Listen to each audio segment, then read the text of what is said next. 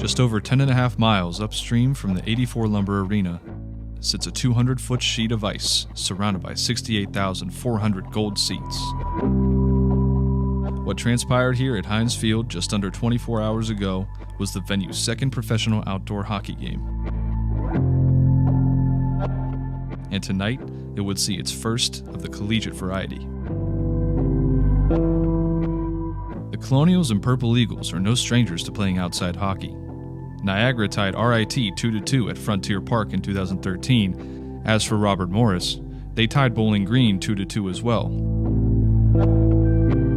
With the previous experience of the outdoor spectacle under their belts, both teams know what needs to be done here tonight. But there is more than just 2 points on the line tonight at Heinz Field. Putting a cap on the regular season with a victory could help continue the momentum for the playoffs. We had that spot locked up, but we still want to be playing good hockey going into the playoffs. Atlantic hockey comes down to the hottest team at the right time, so we want to make sure that we're on a roll, and we're continuing to play some good hockey heading into the bye week, and then continuing on to this weekend. Being a Pittsburgh guy playing where you watch the Steelers every Sunday, it was just unreal.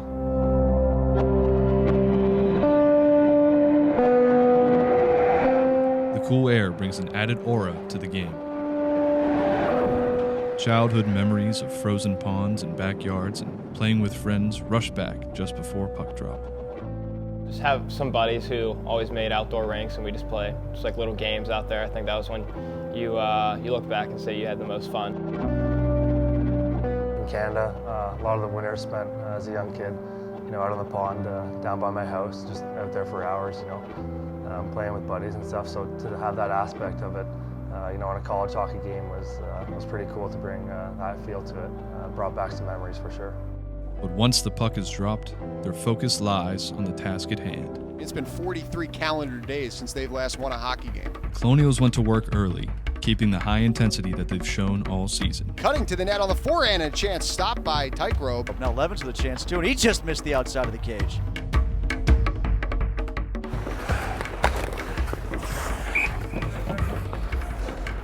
Easy, buddy. Far corner, tripped up, but no call. And here comes Robert Morris the other way. They have an odd man rush if they hurry. 2-on-1, cross-ice pass, shot, score! Robert Morris on the board. They take the 1-0 lead here, 7 minutes and 43 seconds to go. Brandon Watt finding the back of the net for the Colonials. Boy, guys, when you win 3 games in a year, stuff like what just happened, I imagine, happens a great deal. Robert Morris was able to carry over the previous night's success in a 6-2 victory at Dwyer Arena with an early goal just 12 minutes into the outdoor contest. Boy, Waddy, Pass, Coleman. With aggressive play comes scoring chances. The Colonials were reaping those benefits. Oh my gosh, Robillard had most of the net. He did. He slid it back under Tykerobe. Still almost trickled in between the legs, but man, Ben Robillard that close to his 3rd goal in 3 games. But a lapse in judgment was bound to happen. Gosh, Mega! In my face, man. Rob Mann drew what could have been a costly interference penalty, but a mistake by Niagara negated its man advantage. Knocked off the puck, and another penalty coming up here to Niagara. With no harm done on the interference call, Mann stepped on the ice, looking to redeem himself. Hey! Hey, whoa! 2-on-1 for Robert Morris the other way, and a shot and a goal. Rob Mann picks the corner top shelf, and it's 2-0 Robert Morris. They strike with 21 seconds to go here in the first. Dorowitz setting up Mann, the senior, getting a goal here in his last regular season game as a Colonial. Just saw the defenseman pinch, and one of the wingers made a good chip, and I saw Dorowitz had the puck with only one defenseman back, so I figured I could jump in the play, and he made a really nice pass over, and luckily I was able to bury it. Right!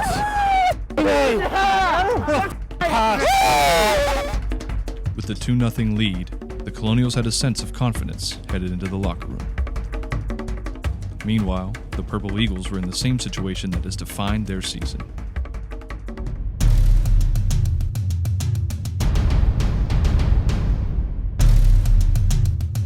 Way, shorthanded chance for the Purple Eagles. A slapper stopped by Murata, came up high, maybe stung him, but he hangs on and makes the save.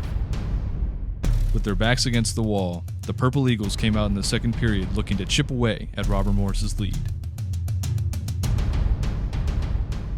And there's a goal for Niagara off a faceoff. A shot from deep looked like it was tipped on the way in. It does sneak past Marat. I think it was Reneker that tipped it in, and the shot came from the left point from Pizzo. Yep, D to D, and I think it was Reneker, at least based on his reaction. Yep. Not quite on the doorstep, but in the path.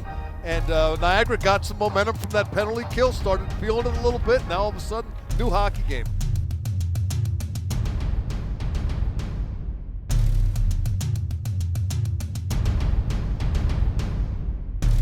With a pretty clean entry and a chance, and a save by Marat. Rebound, a better stop by Marat, getting the left pad out on a golden opportunity at the top of the crease. Just saw it again here. What a great left pad save. I mean, he went down with the glove and kind of half caught it, half patted it back out, and then throws the left pad out there to stop the rebound.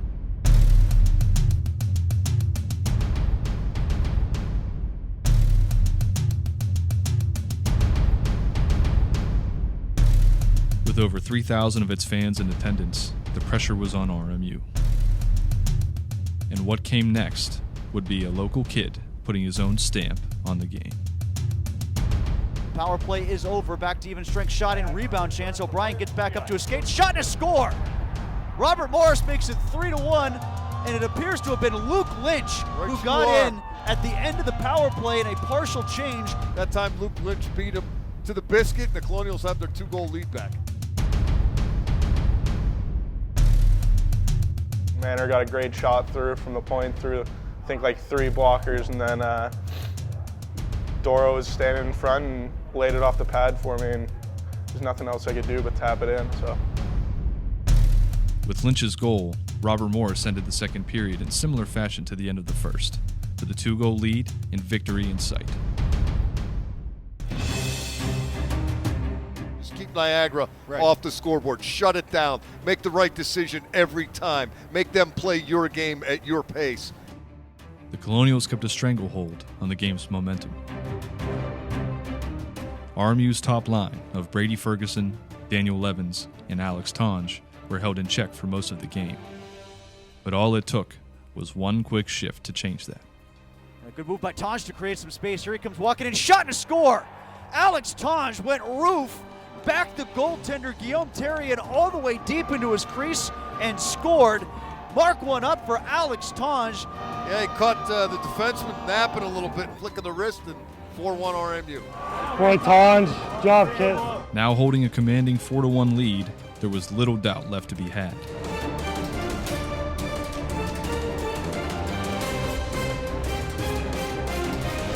Freshman Jacob Coleman had not scored a goal this season. And with under 5 minutes left in the game, the Pittsburgh native saw his opportunity. Back a shot and a score on the faceoff immediately. Robert Morris, as soon as the puck is dropped, and it looks like the hometown kid, Jake Coleman, another Pittsburgh kid at Heinz Field, scores to make it 5-1 Colonials. The past couple of weeks, the coaches have been telling me to shoot the puck more, so obviously once Spencer Dorowitz won that faceoff, I was trying to get it on net any way I could, and it just happened to go in. So. There's your final nail, your explanation point. The win by Dorowitz, and boom. I need to start shooting the puck more, and I did that, and it went in. So hopefully I keep that up, keep getting shots on that going into playoffs and everything like that, and score some goals. So. Coleman's goal capped off a historic night for the Robert Morris Colonials, who walked out of Heinz Field with a 5-1 victory. Good job, boys. Hey, good fucking job. Hey. These moments, encapsulated by photographs, will last a lifetime for players, brothers, teammates, who may never get a chance to have the same feeling as a team again. Yeah, I think it just brings a fun aspect to it, and you kind of remember, why you play the game, why you fell in love with it. I was lucky enough to be able to go to the Pens and Caps game in 2010 or 2011, whatever that was, and being a fan there, we were sitting pretty close, and it was pretty exciting, seeing everything like that, and then actually getting to play there was just an unreal feeling. The heart race was definitely up, and especially when you get out of the tunnels and walk up the steps and you see the whole entire field, the Jumbotron, everything like that. It's pretty incredible, and I'm pretty happy that I got to experience that. Their eyes now shift to the playoffs, with a shot to return to the NCAA tournament.